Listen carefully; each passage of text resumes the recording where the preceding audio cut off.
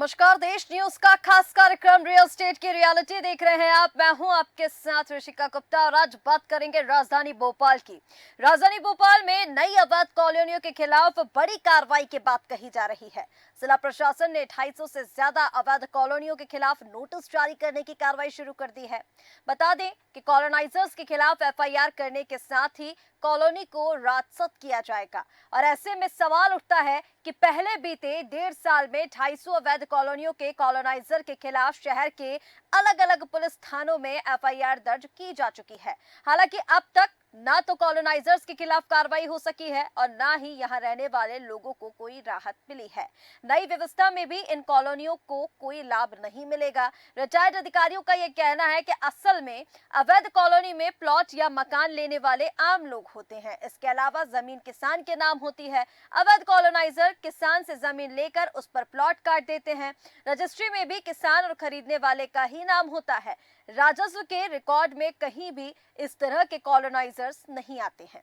इसका फायदा उठाकर वे बच जाते हैं। बता दें कि भोपाल में सरकारी रिकॉर्ड के अनुसार साल 2022 तक अवैध कॉलोनियों की संख्या 576 है। इनमें से 31 दिसंबर 2016 के पहले की 320 कॉलोनियों को वैध किया जा चुका है। साल 2016 के बाद अस्तित्व में आई 255 कॉलोनियों को पूरी तरह अवैध माना गया है। साल 2023 के अंत तक इन सभी 255 कॉलोनियों पर एफआईआर दर्ज की जा चुकी है। नए सर्वे में एफआईआर होने वाली कॉलोनी को भी शामिल किया जाएगा। अब सर्वे लगातार किए जा रहे हैं और जैसे कि आपको बताया कि 1.5 साल पहले भी 250 जो अवैध कॉलोनियां हैं उन पर एफआईआर हो चुकी है, लेकिन उसके बाद भी किसी भी अवैध कॉलोनाइजर्स पर अभी तक पुलिस का शिकंजा नहीं कसा जा चुका है। अब ये जो राजधानी भोपाल के हम बता रहे हैं आपको 250 कॉलोनियां, इन्हें अवैध करार दिया है। ना तो अभी तक किसी के खिलाफ कोई कार्रवाई देखी गई है और ना ही वहां पर जो लोग रह रहे हैं उनको किसी तरह की राहत मिली है। ऐसे में तमाम कई सवाल खड़े होते हैं और चलिए इसी पर आज चर्चा करेंगे। खास मेहमान हमारे साथ जुड़ चुके हैं, उनका परिचय आपसे करा देते हैं। स्थानीय संपादक राजेश सक्सेना जी हमारे साथ मौजूद हैं। राजेश जी बहुत स्वागत है। और इसी के साथ वरिष्ठ पत्रकार दिलीप भदौरिया जी हमारे साथ जुड़ गए हैं। दिलीप जी बहुत स्वागत है। राजेश जी शुरुआत आप ही से करना चाहेंगे। देखिए राजधानी भोपाल की अगर हम बात करें या फिर मध्य प्रदेश की बात करें तो कई सारी अवैध कॉलोनियां पहले भी चिन्हित की जा चुकी हैं। शिवराज सरकार में भी इसको लेकर सख्त नियम लाए गए। अब मोहन सरकार भी इसको लेकर कड़ी कार्रवाई करने की दिशा में अग्रसर है। लेकिन सवाल यही उठता है, 1.5 साल पहले से जो 250 कॉलोनी जिन पर एफआईआर दर्ज की गई, 2023 के बाद से वो लगातार जो 255 कॉलोनियों की बात की जा रही है वो अवैध मानी गई, उन पर एफआईआर भी हो गई। अभी तक कोई भी कार्रवाई उन पर क्यों नहीं देखी गई? देखिए इसमें दो एंगल हैं। एक तरफ अगर हम इससे पहले, हालांकि अगर हम देखें कि लगातार 20 सालों से भारतीय जनता पार्टी की सरकार मध्य प्रदेश में है। 2023 जब विधानसभा के चुनाव थे उसके पहले जब तत्कालीन मुख्यमंत्री थे शिवराज सिंह चौहान, उन्होंने ये कहा था कि जितनी भी अवैध कॉलोनी हैं उनको हम वैध करेंगे।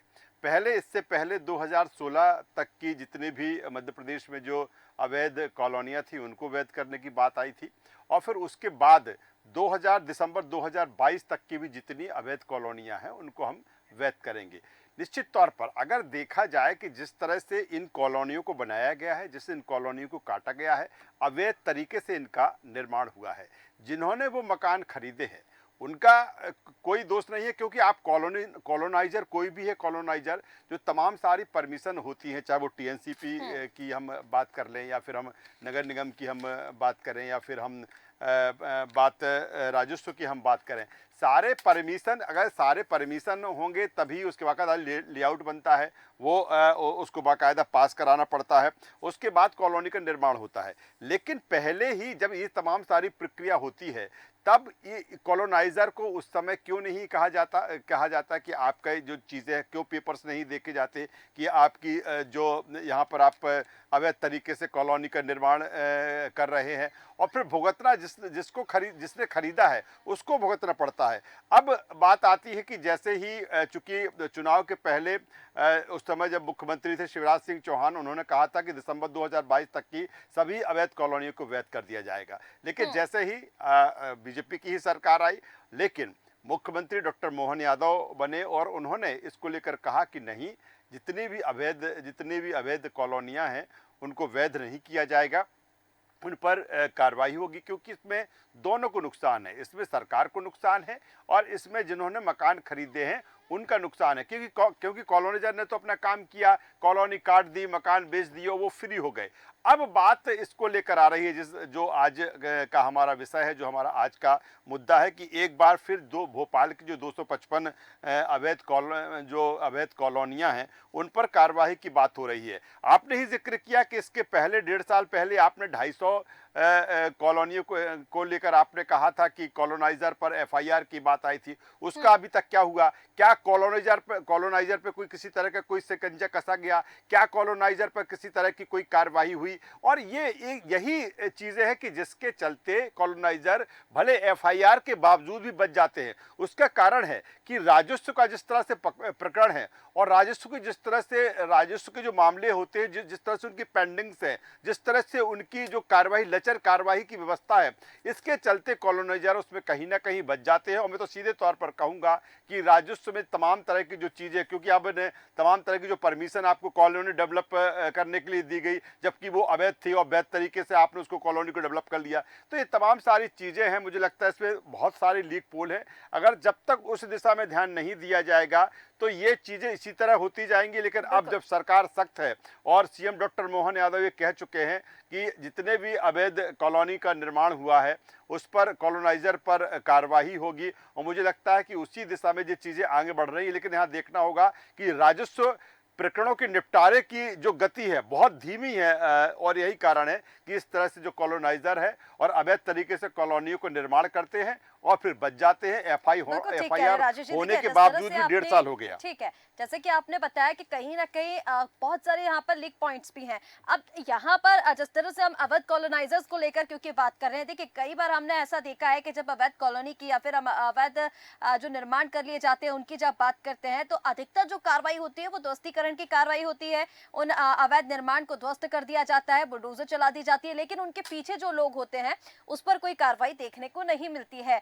दिलीप भदौरिया जी, इसी को मैं आगे बढ़ाना चाहूंगी, आपके पास मैं आती हूँ। देखिए यहाँ पर जो पहले 576 संख्या थी अवैध कॉलोनियों की, 31 दिसंबर 2016 के पहले 320 कॉलोनियों को वैध करार दिया और उसके बाद से जो बची हुई कॉलोनी है उनको अवैध ही माना गया है। अभी तक भी जिन्हें वैध माना गया उनको कई सुविधाएं मिली, लेकिन जिन्हें अवैध माना है अभी तक वहां रह रहे लोगों को राहत नहीं मिली, जैसे कि अभी राजेश जी ने भी जिक्र किया।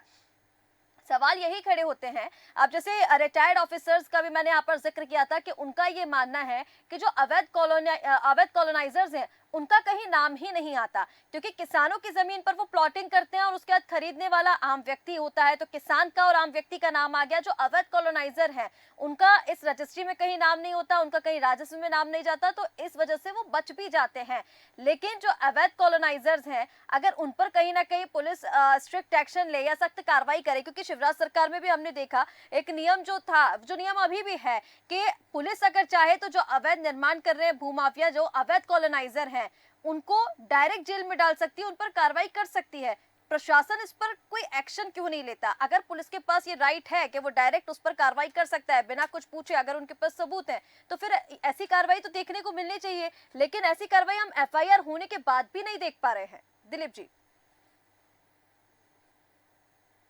को बधाई देना चाहूंगा, साधुवाद देना चाहूंगा।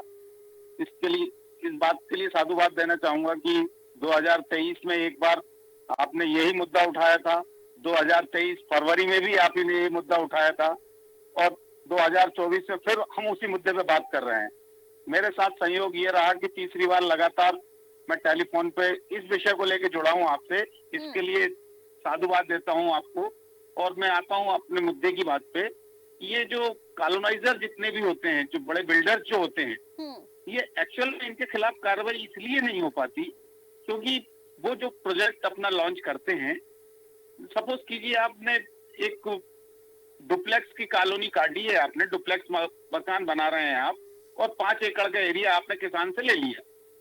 और जब किसान से आपने 5 एकड़ का एरिया लिया तो आप किसान के साथ बनाते हैं try party agreement. Try party agreement में ये होता है कि किसान डायरेक्ट रजिस्ट्री करेगा प्लाट की, और रजिस्ट्री होगी जो खरीदार, जो आम जनता, जो अपनी जीवन की पूंजी लेके जाता है और वहां पे प्लाट की रजिस्ट्री करवाता है और डुप्लेक्स, और उसमें बिल्डर की जो भूमिका रहती है वो सिर्फ कंस्ट्रक्शन की भूमिका रहती है उसमें, कि हम तो कंस्ट्रक्शन कंपनी है, हम ये बना के इनको दे देंगे। उसमें कॉलोनाइजर कहीं फंसता ही नहीं है कि हमने वैध कॉलोनी काटी है या अवैध कॉलोनी काटी है। अवैध कॉलोनी काटी है तो किसान ने काटी है, वैध कॉलोनी काटी है तो किसान ने काटी है। हम तो सिर्फ यहाँ पे डेवलपमेंट का काम करने आए हैं और डेवलपमेंट का काम करके निकल जाते हैं। और दूसरी बात ये भी रहती है इसमें, जब तक कि आप प्रशासन की इसमें मिलीभगत नहीं हो तो कभी भी ये काम सक्सेस नहीं होता। नगर निगम में आप किसी भी वहां पे आप जाएंगे बिल्डिंग परमिशन वाले एरिया में, जो उनका डिपार्टमेंट है भोपाल में जहां से बिल्डिंग परमिशन मिलती है, वहां आप जाएंगे तो कभी भी चले जाए, मतलब सवेरे 10 बजे से लेकर शाम को 8 बजे तक, वहां नगर निगम के कर्मचारी अगर उस डिपार्टमेंट में 10 हैं तो वहां आपको मिलेंगे लगभग 18 लोग। 18 लोग कैसे होते हैं? ये 8 लोग रहते हैं जो वहां एजेंट का काम करते हैं, जो बिल्डिंग परमिशन दिलवाने का काम करते हैं। आपको कहीं मशक्कत करने की जरूरत नहीं पड़ेगी, आप सिर्फ उस एजेंट को मिलो, उसको अपना कमीशन दो, वो 2 दिन में आपको बिल्डिंग परमिशन करवा के दे देते हैं वो। और दूसरी बात, अगर आप डायरेक्ट जाना चाहते हैं तो आप जाइए, आपको अधिकारी बिल्कुल भी एंटरटेन नहीं करेंगे। आपकी फाइल बिल्कुल स्टेप बाय स्टेप बढ़ते बढ़ते आपके जूते घिस जाएंगे, लेकिन आपको बिल्डिंग परमिशन इजी गोइंग में नहीं मिल पाएगी। उसका कारण भी यही रहता है कि यहाँ पे जो आम जनता के साथ जो व्यवहार किया जाता है, खासतौर से नगर निगम अधिकारियों में और भी राजस्व के अधिकारियों को लेकर आप सीमांकन करवाने जाएंगे तो आप एक पटवारी आपसे सीधे मुंह बात नहीं करेगा। हाँ, अगर आप किसी माध्यम से जाएंगे जो उनका माध्यम रहता है तो पटवारी आपको बराबर इंटरटेन करेगा, क्योंकि उसको मालूम है कि उनके व्यक्ति के माध्यम से आप पहुंचे हैं वहां पे। तो ये पूरा राजस्व को ले आप बात करेंगे, राजस्व विभाग भी उसमें इन्वॉल्व रहता है और नगर निगम जो बिल्डिंग परमिशन है, ये सारी जो नगर निगम की अथॉरिटी जो है, जो एक कॉलोनाइजर के लिए रहती है, एक बिल्डिंग परमिशन की शाखा रहती है, अलग अलग इसमें शाखाएं रहती हैं। रेवेन्यू की एक अलग डिपार्टमेंट रहता है जो सीमांकन करता है, जो नामांतरण करता है। ये सारी चीजों में आम पब्लिक को बहुत दिक्कत आती है। जब हम ऐसे मामले देखते हैं तो जैसे कि आपने बताया कि संरक्षण ऐसे लोगों को मिलता है और मिली भगत से ही ऐसे अवैध कॉलोनियों को परमिशन मिल जाती है। राजेश जी, आपके पास मैं आऊंगी। जैसे मैंने रिटायर्ड ऑफिसर्स का यहाँ पर जिक्र किया था और कुछ ऐसे पुलिसकर्मी भी हैं जिनका ये कहना है कि FIR करने से कुछ नहीं होता, ऐसे अवैध कॉलोनाइजर्स पर FIR हो भी जाती क्योंकि जो राजस्व की प्रक्रिया है वो बहुत जटिल है और इतनी लंबित प्रक्रिया है कि जब तक वो प्रक्रिया चलती है तब तक अवैध कॉलोनी का निर्माण भी हो जाता है। क्योंकि हम लगातार चर्चा करते हैं कि कोई भी कॉलोनी बनती है, एक दिन में वो कॉलोनी नहीं बनती है, धीरे धीरे पहले प्लॉटिंग की जाती है, पूरी कॉलोनी का निर्माण किया जाता है, तमाम तरह की परमिशन उसके लिए लगती है। तो वो परमिशन भी तो हमें गवर्नमेंट से ही मिलती है। टैक्स जब कोई व्यक्ति देता है तो वो टैक्स भी गवर्नमेंट को ही जाता है। अगर सरकार, ये शासन प्रशासन ये जानता है कि अवैध कॉलोनी बन रही है तो पहले से इस पर एक्शन क्यों नहीं लिया जाता? सारी परमिशन दे दी जाती है और फिर इस तरह की कॉलोनियों को चिन्हित किया जाता है, जैसे कि अब हम देख रहे हैं। सर्वे किया जाता है, सर्वे करने के पहले भी तो जब लोग उसकी खरीदारी करते हैं, सारे जो टैक्सेस है वो सरकार को जाते हैं, सारी परमिशन है, नल की हो गई, लाइट की, सारी जो परमिशन है वो भी वहां से मिल जाती हैं। तो कहीं ना कहीं जब हम देखते हैं तो इन्वॉल्वमेंट तो सरकार, शासन प्रशासन का रहता ही है। दूसरा जो कहना है रिटायर्ड ऑफिसर्स का कि ये बहुत जटिल प्रक्रिया है, FIR करने से सिर्फ काम नहीं चलेगा क्योंकि इतनी लंबित प्रक्रिया है कि जब तक वो होती है तब तक सारी चीजें यहाँ पर अवैध कॉलोनी को लेकर, सारी परमिशन से लेकर हो जाती है और फिर अवैध कॉलोनाइजर बच जाते हैं। देखिए, बिल्कुल इसका जैसे आप कह रही हैं या फिर जिस तरह से वरिष्ठ पत्रकार हमारे दिलीप जी कह रहे थे, वही बात है। यानी कि हर स्तर पर जो लीकेज है इसमें, आपने कहा जिस तरह से दिलीप जी कह रहे थे कि आम आदमी अगर मकान बनाने जाता है, वो एक प्लाट लेता है, उसमें मकान का निर्माण करता है, उसको कितनी मशक्क़त करना पड़ती है, किस किस तरह की उसको परमिशन लेना पड़ती है, चाहे वो नगर निगम की परमिशन हो, राजस्व की परमिशन हो, तमाम सारी परमिशन है। लेकिन एक कॉलोनाइज़र एक किसी किसान की एक ज़मीन खरीद कर और उसकी जो जितनी भी परमिशन है बहुत जल्दी और तत्काल हो जाती हैं। उसकी वजह यही है कि इस पूरे सिस्टम में जो लीकेज है, इस सिस्टम में जो पूरी तरीके से जो अनियमितताएं हैं, और इसी के चलते इस तरह की जो कॉलोनियां हैं, अवैध कॉलोनियां लगातार बढ़ रही हैं। और हम तो बात भोपाल की कर रहे हैं, लेकिन अगर पूरे हम मध्य प्रदेश की हम बात करें तो हज़ारों की तादाद में अवैध कॉलोनियों का निर्माण हुआ है। और फिर जब बात आती है कि अब ये बात आई कि जो जिन कॉलोनाइजर ने इस तरह की अवैध कॉलोनियों का निर्माण किया, हम उनके खिलाफ कार्रवाई करेंगे। मैंने पहले भी कहा था, आपने वो जिक्र किया कि 1.5 साल पहले एफआईआर हुई थी कुछ कॉलोनाइजर पर, अभी तक उसका क्या हुआ? या अगर एफआईआर दर्ज हुई तो तत्काल कार्रवाई उस पर होना चाहिए, लेकिन 1.5 साल में क्यों नहीं हुई? उसका वजह यही है कि जिसका जिक्र आप कर रही थी, या जो तमाम सारे जो रिटायर्ड अधिकारी है कि जटिल प्रक्रिया है कहीं ना कहीं।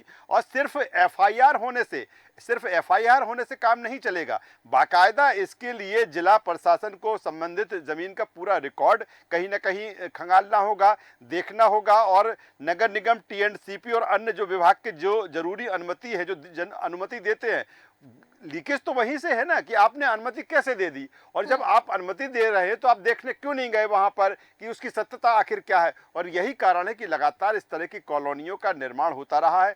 बात वही लेकर आती है जिस तरह से दिलीप जी भी कह रहे थे कि कॉलोनाइजर तो बच जाता है क्योंकि वो जमीन किसान की है, लेने वाला एक, जिसने अपना पैसा लगाया उस मकान को लेने वाला एक आम व्यक्ति वो उसमें है, और कहीं ना कहीं वो अपना काम करके कॉलोनाइजर निकल जाता है। उसकी वजह है कि पूरी तरीके से मिली भगत से जिस तरह से कॉलोनियों का निर्माण होता है, और फिर वो अपने साफ तरीके से निकल जाता है। लेकिन अब बड़ा सवाल इसी बात को लेकर है कि सरकार, जिस तरह से मुख्यमंत्री डॉक्टर मोहन यादव जी भी कह रहे हैं कि अब ऐसे कॉलोनाइजर पर कार्रवाई होगी, तो क्या अब पूरी तरीके से सारे रिकॉर्ड्स उसके लिए खंगाले जाएंगे? और कॉलोनाइजर कोई ये नहीं है कि उसने एक कॉलोनी का डेवलप किया वो बंद कर दिया, वो दूसरी कॉलोनी में ऐसा काम करता है। और एक बात और इसका मैं यहाँ पर जोड़ना चाहूँगी, क्योंकि भोपाल की अवैध कॉलोनी की बात कर रहे हैं, भोपाल में कई स्थान ऐसे भी हैं, मैं यहाँ पर नाम नहीं लेना चाहूँगा, कि जहाँ पर आप तो इस तरह की अवैध कॉलोनियां छोड़िए, 80-80 फीट के नाले थे, और आज देखे कॉलोनाइजर ने, एक ने लेफ्ट से, एक ने राइट से, एक ने आगे से, एक ने पीछे से,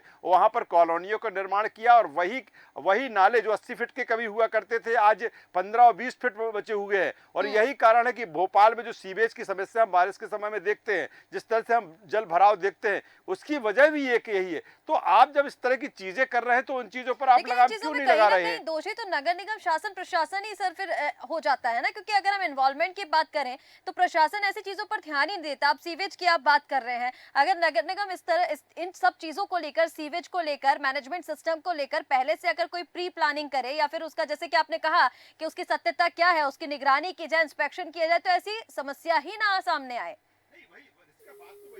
कि जो जिम्मेदार हैं, जिनके हाथों में इसकी परमिशन है, जो परमिशन देते हैं, जो जिला प्रशासन है, जो नगर निगम है, जो राजस्व है, जो टीएनसीपी है, जो इसकी अनुमति देते हैं, जो परमिशन देते हैं, भाई उस समय आप क्यों नहीं देखते? आप क्यों उन कागजात जो है उनकी सत्यता को क्यों नहीं जांचते? उसकी वजह है कि पूरी तरीके से जो लीकेज है वहां पर, जिस तरह से पूरी तरीके से अनियमितता है, इसी वजह से इस तरह से चीजें होती हैं। जब तक इन चीजों पे लगाम नहीं लगेगी, इसी तरह की जो कॉलोनियां, अवैध कॉलोनियां बनती रहेंगी। और इसके इंतजार में भी रहते हैं। जब पूर्व सीएम शिवराज सिंह चौहान ने कहा था कि सभी अवैध कॉलोनी को वैध कर दिया जाएगा, सबके चेहरे खिल गए थे।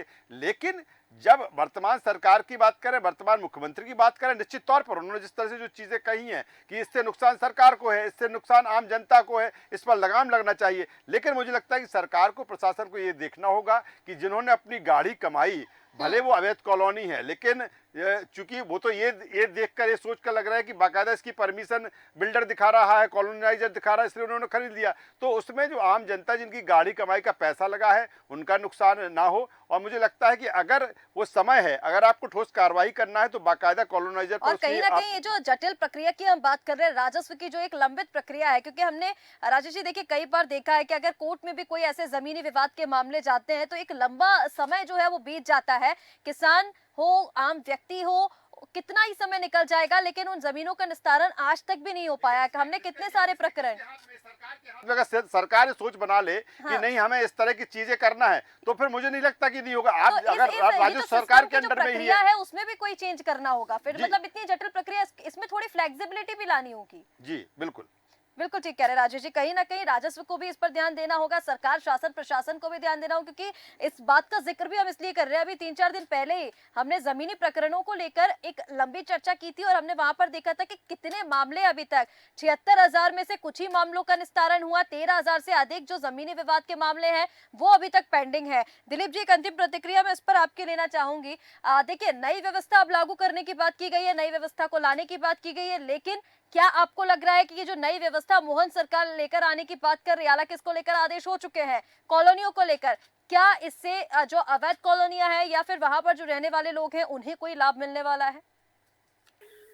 देखिए, सबसे पहली बात तो हमारे साथी राजेश जी ने जो बात कही कि इसमें लीकेज है, तो मैं उनकी इस बात से सहमत नहीं हूँ। इसमें लीकेज नहीं है, बहुत बड़ी पोल है ये, जिसमें कई सारे विभाग इसमें पोल में निकलते चले जाते हैं। और ये नई स्कीम की आप जो बात कर रहे हैं कि लीकेज भी सरकारी सिस्टम में ही है। नया कानून जो बनाने की आप बात कर रहे हैं, अलग अलग विभागों के बीच जो भ्रष्टाचार है उसी की परिणति इस तरह से अवैध कॉलोनियां है, मैंने यही कहा था दिलीप जी। बिल्कुल बिल्कुल बिल्कुल, ये छोटा सा लीकेज नहीं है एक्चुअल में, मैं इसीलिए आपकी बात का विरोध कर रहा हूँ कि ये लीकेज नहीं है, केवल ये बहुत बड़ी पोल हो चुकी है इसमें अंदर तक। तो ये लीकेज की बजाय ये बहुत बड़ी पोल है। और जो नए कानून की बात कर रहे हैं इसमें कि इसको फायदा होगा किसको नहीं होगा, सबसे पहली बात तो मैं ये कहना चाहूंगा इसमें कि जो नया कानून जो बन के आ रहा है, इसमें अगर बिल्डिंग परमिशन आपने दी है और वो कॉलोनी अवैध घोषित हो रही है, इसका मतलब है कि जो बिल्डिंग परमिशन देने वाला है और जो रेवेन्यू डिपार्टमेंट में नामांतरण डिपार्टमेंट जो देखता है, जो सीमांकन जो करता है, उन सबको दोषी मानते हुए उनको सजा का प्रावधान जब तक नहीं आएगा तब तक ये विभाग सुधरेगा नहीं और तब तक ये पूरी चीजों में सुधार नहीं हो सकता। सजा का प्रावधान तगड़ा करना पड़ेगा और जिम्मेदार अधिकारियों को भी सजा मिलनी चाहिए। लेकिन केवल बिल्डर को सजा दिलवाना जरूरी है कि सजा का प्रावधान जो है वो तो तगड़ा कर दिया जाएगा, लेकिन उसके लिए सजा मिलना भी जरूरी है। उसी को लेकर हम चर्चा कर रहे हैं कि जो अवैध कॉलोनाइजर है वो तो बचकर निकल जाते हैं, फिर सजा का प्रावधान किसके लिए और कड़ा किया जाए। अगर प्रशासन इसको लेकर पहले इस चीज पर ध्यान दे कि इसके पीछे कौन है, उन पर अगर शिकंजा कसा जाएगा तो जो कॉलोनियां लगातार बढ़ रही है उसकी संख्या में भी कमी आएगी। फिलहाल समय हमें इतनी अनुमति देता है। आप दोनों मेहमानों का हमारे साथ जुड़ने के लिए बहुत शुक्रिया।